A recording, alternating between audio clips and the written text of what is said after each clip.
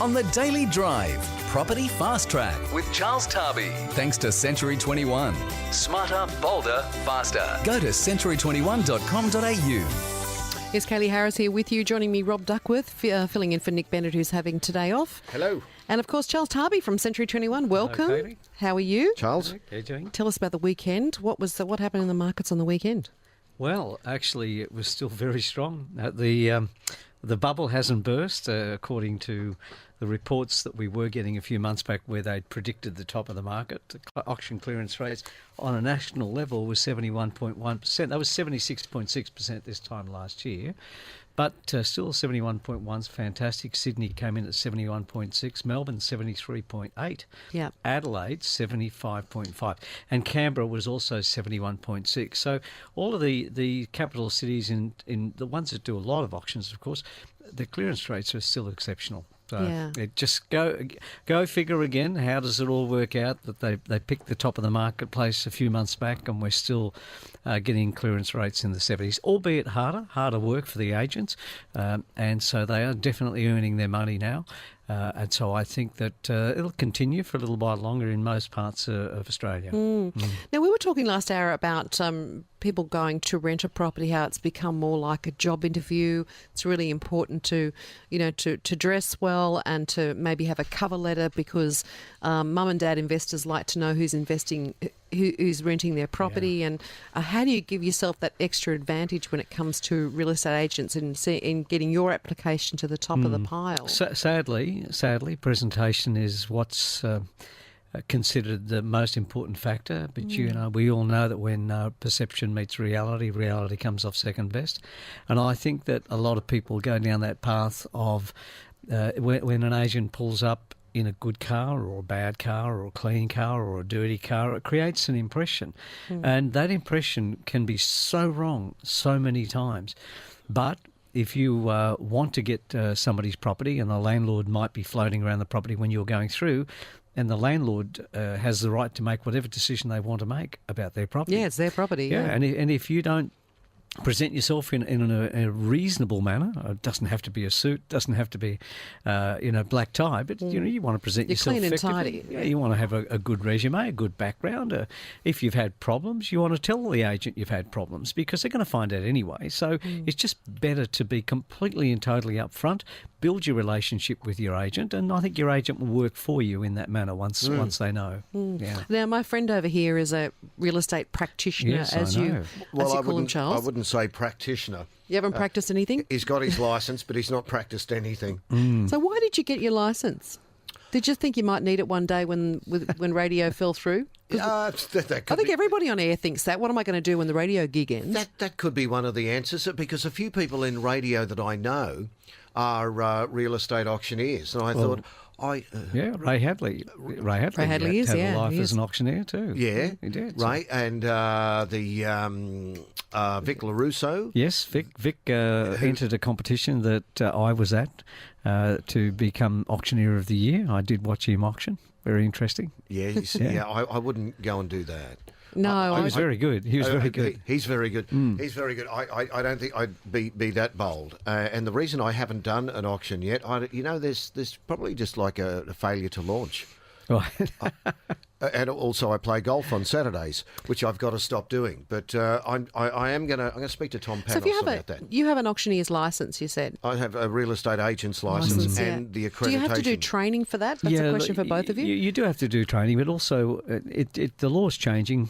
For a person to operate an agency as a licensed agent or conduct auctioneers, they also have to have a level of experience before the licenses become valid to some degree. Yep.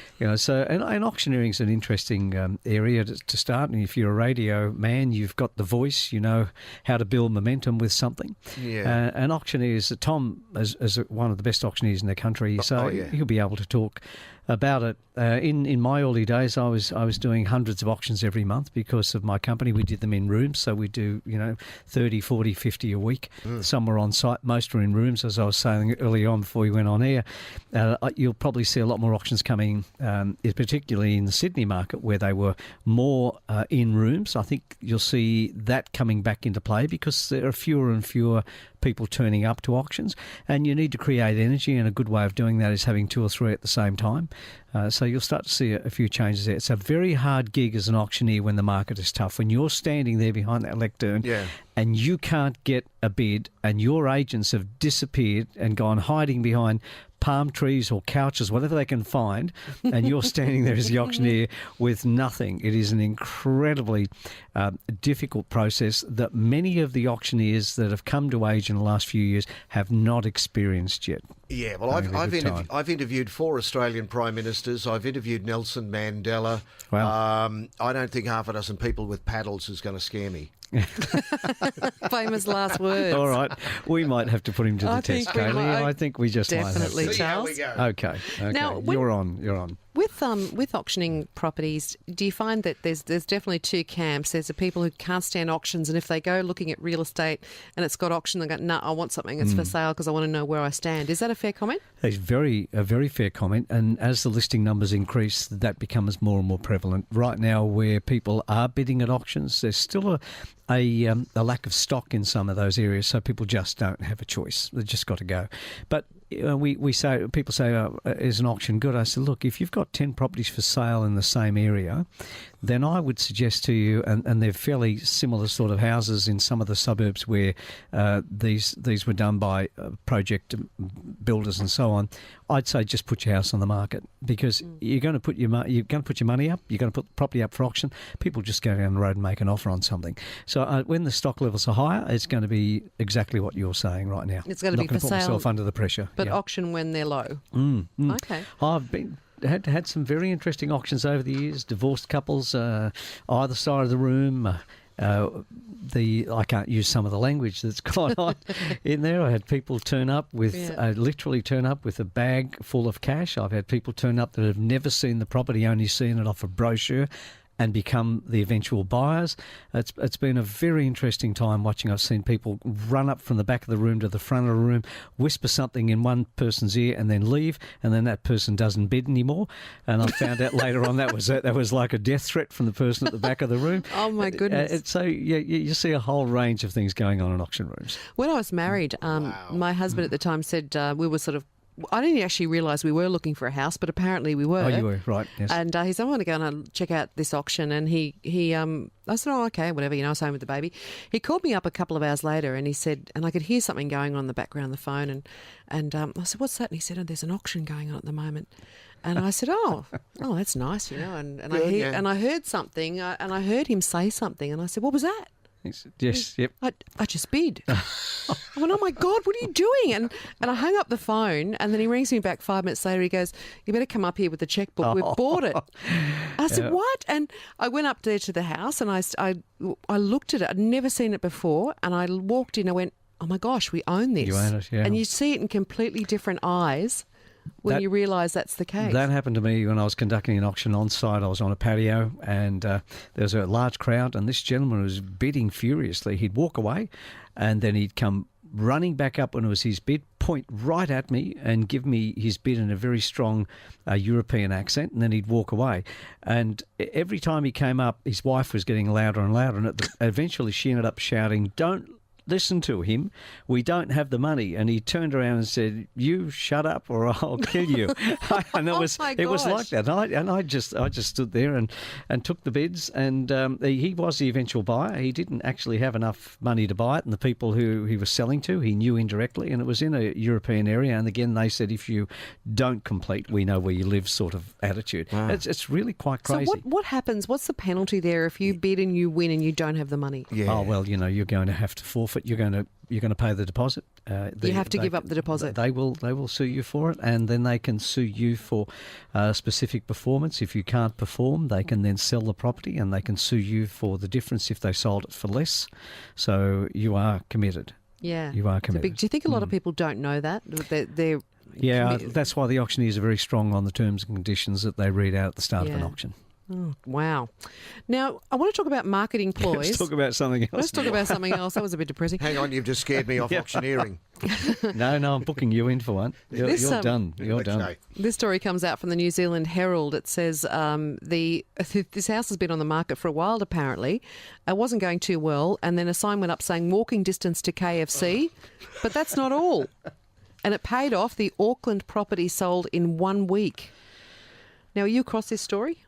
No, I'm not. I'm looking at where it's located, and I'm very careful about what I might say about my New Zealand counterparts. Yeah. And KFC, and because they bought it because it's close to KFC. Well, Look, the agent's role is to find out what the benefits are for properties, and the agent's works. role is also to find out what makes certain people in certain areas tick. I've seen some incredible headlines, and I've mentioned a couple to Nick. I remember one where the headline said, "Deceased estate, owner said sell."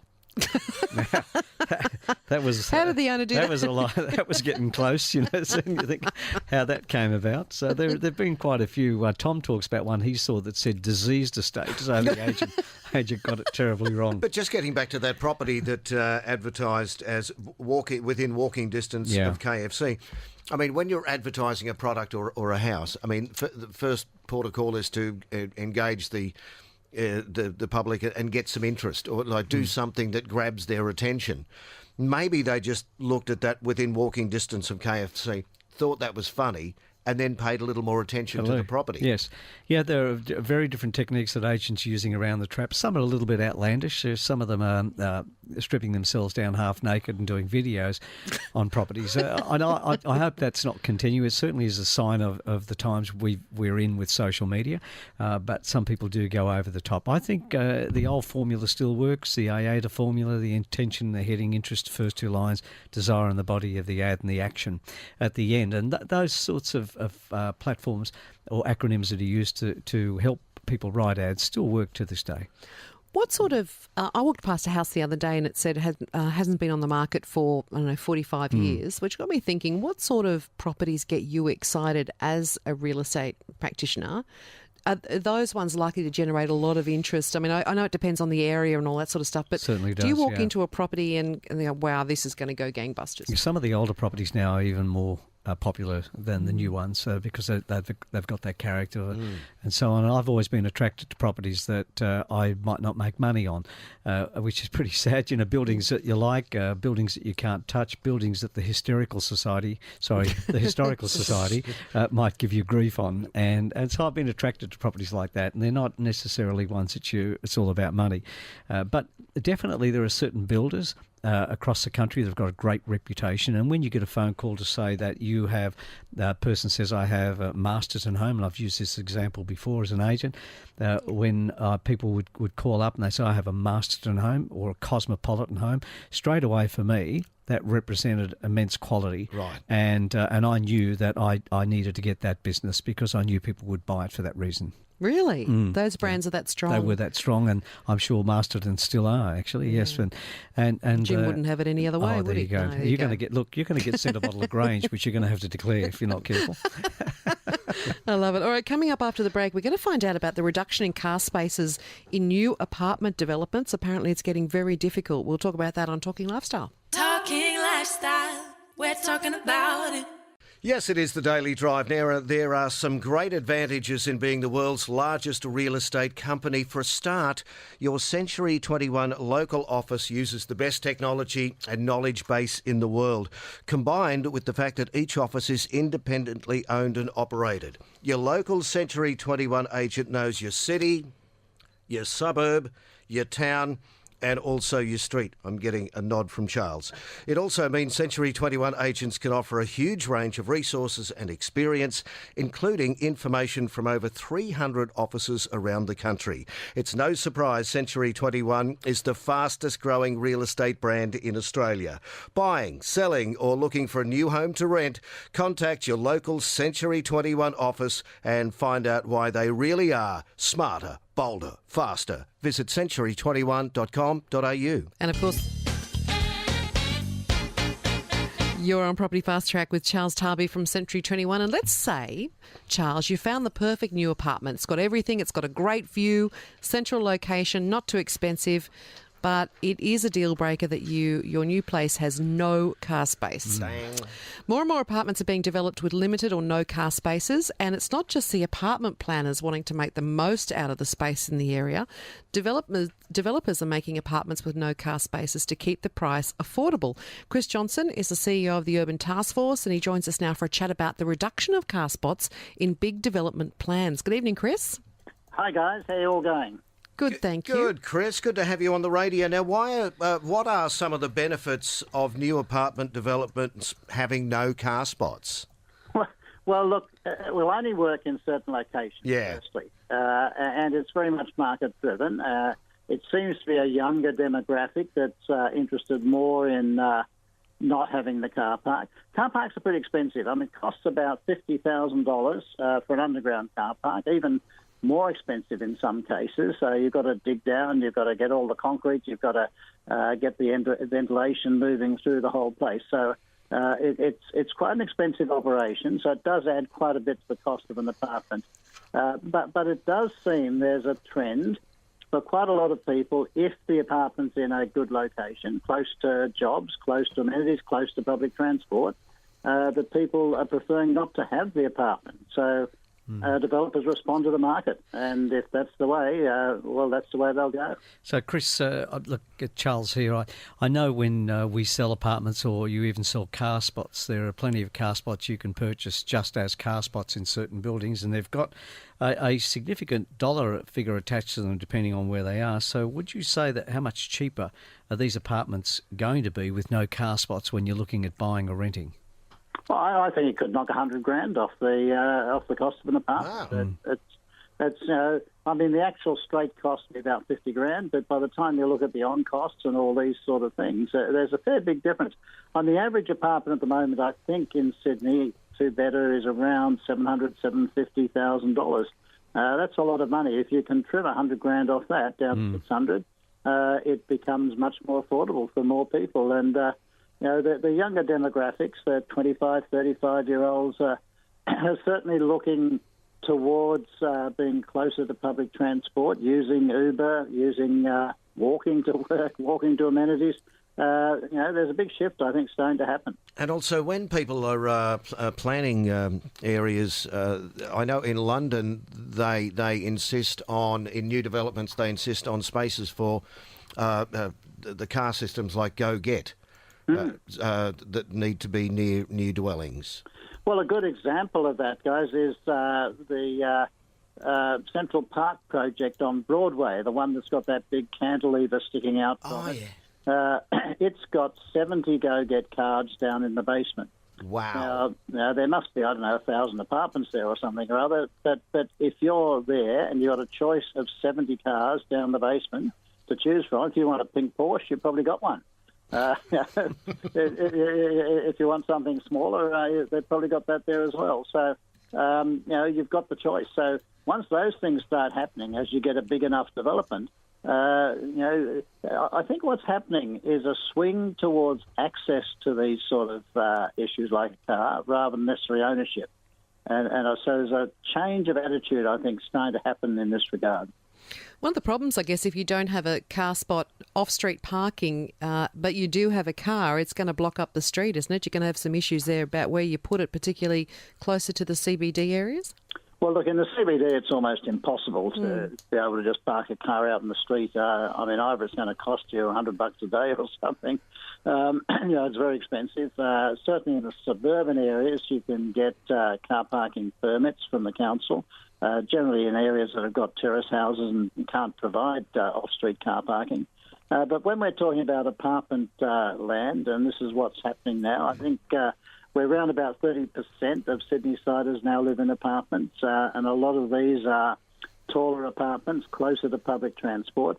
I mean, the shift that's happening in Sydney is, I think, catching up in a way with New York and London, and that is to have a big metro, an underground, a subway-type system. More people living close to those railway stations that are now rapid transit, and then people walking. And the car becomes less needed in those sort of circumstances. And of course, we spoke, was it last week or the week before, to the founders of Ready Go, the bicycles that are parked on every street corner in the CBD now, where you can just wave your credit card over and take a bike. So that's becoming really big business as well. Well, I think it's, as I mentioned, it's a bit about access. There's an interesting an Australian woman called Rachel Botsman who wrote a book about cooperative consumption. I think she used as an example the electric drill. Everyone's got an electric drill, and apparently the average amount of time it's used is 6 minutes a year. So why does everyone own one?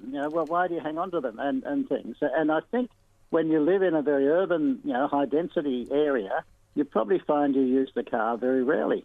So if you can use Uber, you can use GoGet, it might be a better way to get access when you need to use those facilities. So, Chris, these apartments that don't have car spots, we're pretty much talking about the city, aren't we? Well, it's very city urban areas, and it's not as though they have nil. I think there's a bit of a figure about 0.6 for each apartment that's happening on two-bedders in some of these very urban areas. So there's one car place for every two. And you can toss up which one you're going to get. You can either buy the unit with the car parking space or not. And that's probably not a bad sort of idea. I think what happens in the marketplace is people pretty quickly get a feeling for what the market's on about. If you undercook the number of car parking spaces, you find you've got a problem. If you overcook them, though, it's also a problem. I think there's a big trend. It would be very rare to find a two-bedroom apartment with two parking spots, wouldn't it? Well, a long time ago they might have been, but nowadays it's very much one car parking spot for two. 3 beds probably you might get more. But I think the trend now is even trimming back on those sort of numbers in particularly urban locations. And you can understand this a bit. Round the Campsie area where the new metro is going to go through Sydenham to Bankstown, there are a lot of people raising concerns about cars and congestion, and it's going to be too hard if we get too many apartments happening here. But I think the planner's attitude to this, or answer to it, is no, a lot of these people are going to get the metro. That's why we're building it. So the car won't be there at peak hour. Yeah, and sorry, Chris, carry on. No, I've made my point. Oh, good. Okay, well, I'll jump in. With these apartments that don't have car spots, and you said that take away the car spot, the property is probably going to be about $100,000 cheaper. Does that make it easier for some Australians to enter into the property market? Oh, definitely. Yeah. Definitely. One of the things we've raised in the Urban Task Force, which I'm the CEO of, represents developers, is that in many ways we've got homes, both houses and apartments, that are bigger than they need to be. In terms of the houses, we've got the biggest houses in the world. A lot of surveys have shown. Fabulous if we can afford it, but the affordability issue is starting to crunch. The rules in Melbourne would mean you could have an apartment probably 10 square metres less than the rules in Sydney required. At the going rate of $10,000 a square metre, that's $100,000 difference. So we've got to look at all these issues. Do we need the car? How many cars? How many across the whole complex? Have we got our apartments a bit too big? Are we pushing standards up a bit too far? All of these issues have to come into play as these prices are just getting too much over the top, I think. Chris, we've got a caller. Adrian's called in from Campbelltown. How are you, Adrian? I'm good, thanks. What did you want to say? I just wanted to touch on the car park spaces. I've just recently heard there's a new app called Oscar for people who are wanting to rent out car park spaces. Oh, cool. Oscar. That's a good one. I'm an Uber driver, so I found out about this, and it's quite a good idea for people who are, they may purchase an apartment. They don't have a car, but they've got a car space. They can then rent that out to people who are in the city that might need an extra car space. Especially if you're near public transport, I'd imagine you get a good price for that. Good on you, Adrian. Thanks for sharing that. It's called Oscar. Have you heard of that? I haven't, no. Sorry, Chris? But I think those sort of initiatives are the new ones coming in. It's about sharing, about not just hanging on to places just because it's important to have it, like the electric drill. It's got to be used. And this is what Uber's doing as well, because those cars are being used all the time. The big one that people talk about is the autonomous vehicle. That is, if you don't need drivers, what's going to happen then? That vehicles are going to be picking you up and taking you to work, and it'll go off somewhere else. Well, there's always that talk about the fact that we won't be going to work, that people will be working online, working from home. But that's what the big chat is. I hope that never happens, because it, in my view, ruins people's lives in terms of their ability to communicate and get out of home and have a bit of fun. But gosh, the new infrastructure that they're building in the north sector, the northwestern sector, they're building the railway stations, and they're allowing a significant amount of medium density around those stations. So they're trying to create the issue where you won't need a car in many of those locations now. I think that's right, and I think there's a trade-off. If the government invests a lot of money in metro rail, like London, New York, there's got to be a trade-off that we try to swing people a bit away from the car to the public transport, particularly at the commuting times, morning and evening peaks. Is what's got to happen, I reckon. Good on you, Chris. Thank you so much for your time tonight. Thank you, Chris. Okay, good to talk, guys. See ya. Thank you, Chris Johnson. They're the CEO of the Urban Task Force. Have you got a parking spot you think you could rent out, or are you renting it out? 13 12 83 is our number. Coming up after the break, we'll go around the grounds. Talking lifestyle, we're talking about it. Kayley and Rob Duckworth and Charles Tarbey with you. Time for us to go around the grounds, thanks to Century 21's extensive national network of real estate agents. Always interesting to get a snapshot of a particular region and learn a little bit more about the area with the help of a boots-on-the-ground local expert. Joining us tonight is Garo Karamanian from Century 21 at Chatswood in Sydney. G'day, Garo. Hi, how are you? Good, thank you very much. Tell us about Chatswood. Our Sydney, obviously, listeners would know it quite well. What can you tell us? How far away from the CBD are you?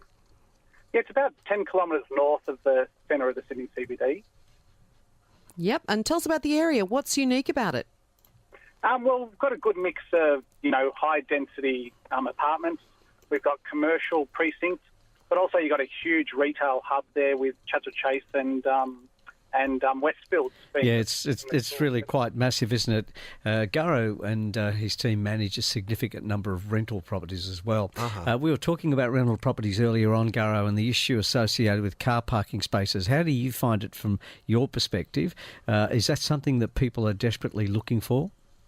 They do, but Chatswood being such a good location there with the proximity with the trains and buses to get around, we're finding more and more people that sort of don't have the car now, especially the renters there, the tenants, make use of those, that's interesting. That adds strength to the conversation we were having a little earlier on about the fact that people don't need the car. So instead of paying X for an apartment, they can pay a little bit less than that and still have all the facilities, but end up walking around the area. With regards to sales in your area and recent talk about recent clearance rates, what's it like? What are people still turning up strongly at auctions in your area? Yeah, the clearance rates have been very, very strong. The median house prices, the growth has been there over the past, 2 and 3 years, like most areas. But strong numbers at auctions with the bidders, strong registrations, and equally strong open house numbers, right across the board from apartments through to houses. You're seeing a lot of families buying into the area, or professionals. What are you seeing there, Garo? Yeah, look, families are the forefront of most purchases. I've talked about the proximity into the city with work, but also the schools in the area. You've got good public schools. You've got private schools there as well, which make it an ideal location for people, I suppose, moving from other suburbs in Sydney and want that more convenient position, and they sort of come into Chatswood in search of that. But then also you've got sorry Charles, you've also got really strong investment means and first home buyers as well in that marketplace as well. And that's what I was going to talk about with the investment side. Do you have a lot of apartments that are purchased, Garo, that are still vacant, that have never been used? Yeah, there's this there's a trend where offshore money has potentially bought that, and we don't hear too much of those sort of properties, but I suppose there is always that conception there that some remain vacant, but I don't see a great deal of it. The vacancy rates in Sydney have been incredibly strong. Melbourne's the strongest this week with 0.92%. Sydney came in at 1.98%. And you look at your area there, 1.89%. You look at your area there, what would the vacancy rates be like? I could only assume that you would have very few properties stay vacant for any period of time. Yeah, I think we've done our numbers around the 1 to 1.5% in recent months, so we're probably just under that average. Yeah, that's excellent. Yeah. Is it fair to say, Garo, that a lot of the development is on the eastern side of the Pacific Highway? Is the western side of the highway, a lot of it older style apartments and homes? It is, yeah. It's the homes. I suppose it's the more leafier area, the greener area where you've got good proximity, close proximity down to the Langcove River and National Park down there. So it's a totally different feel than what the east is, most definitely. All right. Yeah, Garo, Rob Duckworth here, licensed real estate agent and accredited auctioneer. Who's never done either. Garo, what's the outlook for the rest of 2017 into 18? Growth forecast? Yeah, we're pretty bullish about the market with low interest rates continuing. That's, I suppose, the main driving force behind the market. Low stock levels are still there, so vendors can still expect really strong prices. I don't probably expect the growth of the 15-20% like we've had over the past 2 or 3 years to continue, but up around the 10% would be a fair assumption of growth in the short term, at least, definitely. Great, Garo. Thank you so much for your Garo. expertise in the Chatswood area. Garo Karamanian there from Century 21 at Chatswood. Let's head north of the border now up to Noosa. We've got Mike Hay on the line from Century 21 at Noosa, who's kicking back on Queensland time, even though daylight saving hasn't kicked in yet. G'day, Mike. How are you doing? Hi, how are you? Well, thank you. Good, thank you. Living in a beautiful part of the world. Gorgeous part of the world. We certainly are. We're very fortunate up here, and we appreciate every day, that's for sure.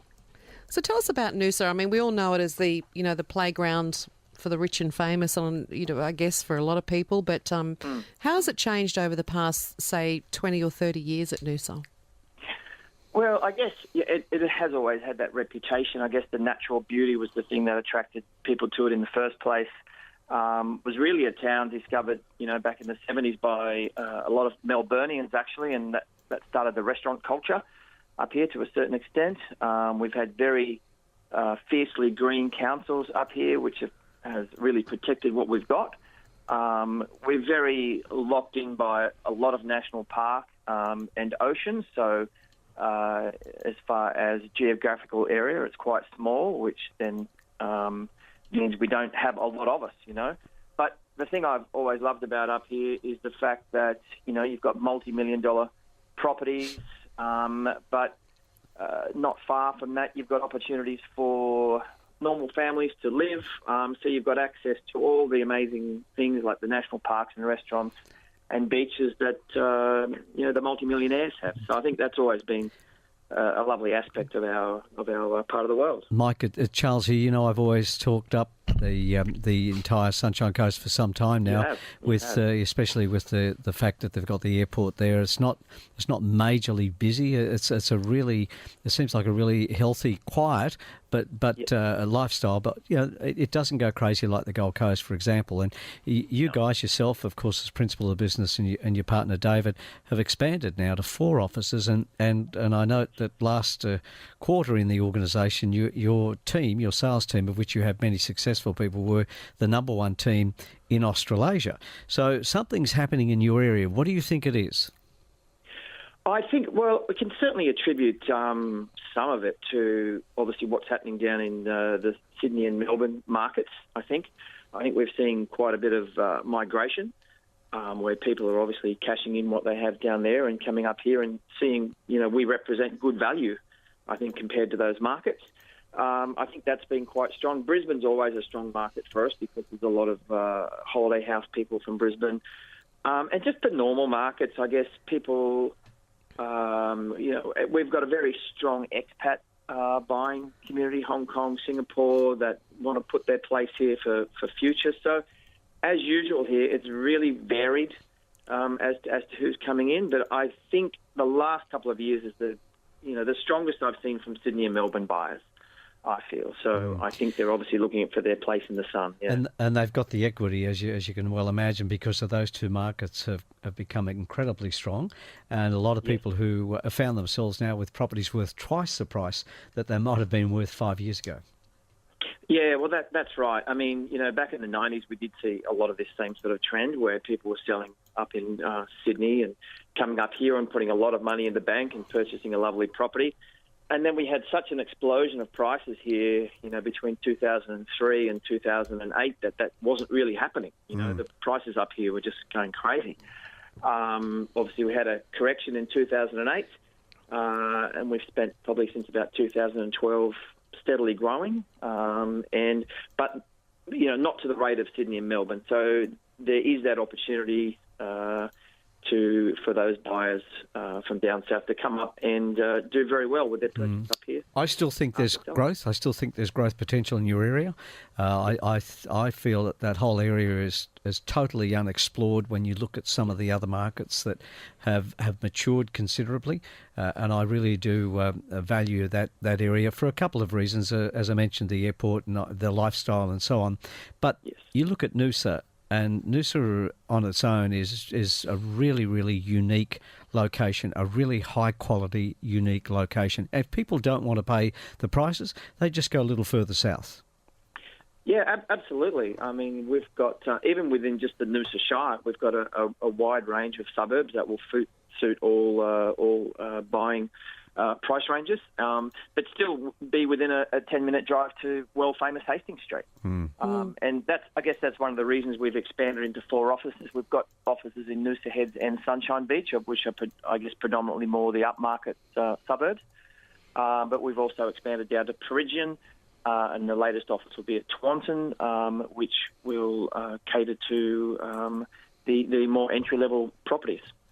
Fantastic, Mike. Thank you so much. I think someone told me there was a brand new hospital at the Sunshine Coast too that's just come online recently, and that would be a really big plus for your area as well, with all the retirees and people heading up from here.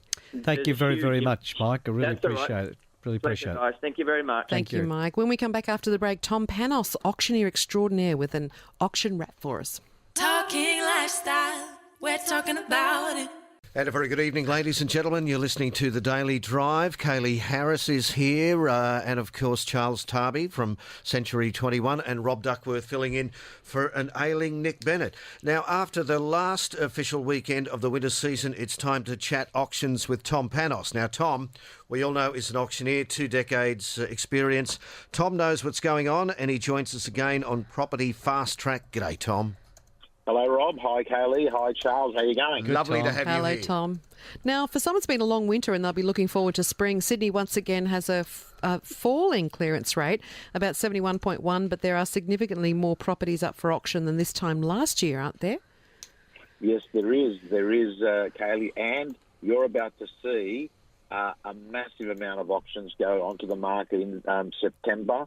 And we're going to see that. I said it. I put my neck on the line, Kayley, about 4 or 5 weeks ago. I said we're going to see the clearance rate continue to slowly come down into the mid-60s by around October, November. And I'm still standing by that comment. There's a lot more stock. I actually did 14 auctions on Saturday, which is the most. I started off at 9 and finished at like 4:45. It's the most I've done in one day. I think you're buying drinks next week, Tom.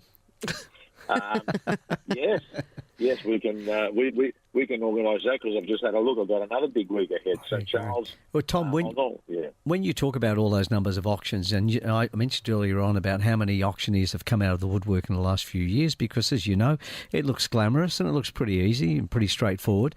But what do you think is going to happen now with this changing marketplace and the many, many hundreds of people that have become auctioneers over the last few years? Well, they're going to struggle, Charles, because the real difficulty, of course, is anyone can auction when you've got a property that's got, incredible interest and people want to buy it and the reserve is low and it's got, all the KPIs. The issue, of course, is, Charles, when you show up to a property where you've got one buyer who wants it, he realises there's no one there, and he gives you an opening bid on a property that's got a reserve of $1 million. He gives you an opening bid of $500,000, and I've got to tell you that there's many auctioneers that have been trained in the last few years that'll think, I'll just take it because, the market's going to put this deal together. But, Charles, the market doesn't put the deal together anymore. No, it doesn't. So the way that, an auctioneer or an agent handles the few buyers that they have left is critical. So I actually think the value of a good agent and auctioneer might actually be more important as we see September, October, November. And I know, Charles, that you are so vigilant on having your people well trained. I mean, There's a couple of courses that you've run. Actually, your most famous course is, I can't get over the name, how to emotionally devastate your competitors. Oh, look, that was in the I think it was in the early 90s. But yes, it was an unusual headline for a 2-day presentation, and it was designed to create a platform where highly trained agents rose to the surface and the rest of the people in the industry tried to work out what the hell was going on. Yeah. Well, you've had that, yeah. Anyway, Charles, I was there. It was a very good course. Yeah, Tom, I think there's always room for one more auctioneer. We'll talk about that later. The areas close to the city outperformed the west and the southwest of Sydney by 20 to 30% in terms of clearance rates. Has the steam really gone out of the outer suburbs of Sydney? Look, Rob, the steam's gone out of all parts of Sydney. The issue is that, traditionally I do the inner parts of the city, and I was getting, 80 and 90% clearance rates. Yeah. And now they're a lot lower. And I think, by the time you get the uncollected results, I actually think that, even in the inner city drops a little. So I think the inner city's gone down. I think the southwest has gone down. I think the Canterbury Bankstown's gone down. I think units are concerning, which are properties that are, normally there's more of those going up there. There's a lot of developments out in the west now and the southwest. So I think overall, Rob, the market has eased off. Okay. And I think we're going to see, there's a gap between transactions and data and the way it's interpreted. I think that in 3 months' time, we'll be talking about, yes, there's no question about it. The steam has come out of it. Though I've got to say, Melbourne continues to perform well. I'm even looking at, you would have done well in Melbourne. The last year, we're talking about 16% growth on the value, and that's not including what, the yield on rent you're getting. Let's assume you're getting 3% rent. I mean, where can you get that in the stock market? Where can you get 19% in the stock market? Tom, we're going to have to leave it there. Sorry, we're going to bump into the news otherwise. But we'll chat to Tom again next week and get some more clearance rates. See you later on, Tom. Coming up after the news, shortly, we're going to talk technology. You can give Trevor... Oh, no, it's not Trevor. It's Jeff Karamanian a call on Talking Technology if you've got any tech problems on Talking Lifestyle.